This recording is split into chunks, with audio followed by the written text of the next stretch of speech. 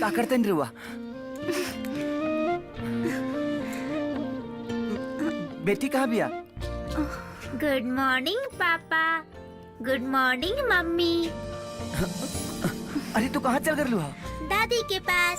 दादी हमके बहुत अच्छा अच्छा कहानी सुनात रहली, यही से हम ओने सुत गईनी।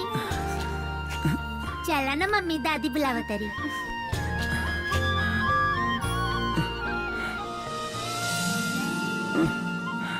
आज अगर टाइम से हमारी नींद ना खुल रही तो पूरा फिल्म लिखा गई रही।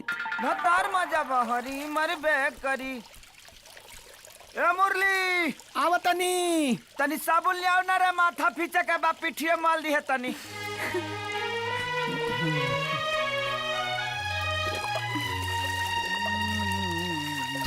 ठंडे ठंडे पानी से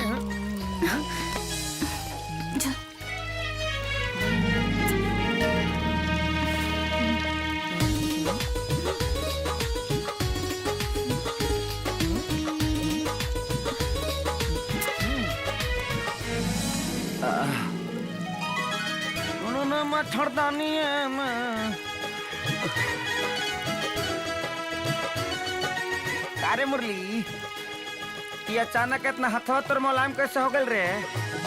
इतना मुलायम हाथ लेके दुनिया में रहबा न बाबू तो घटना हो जाई, घटना घट जाई।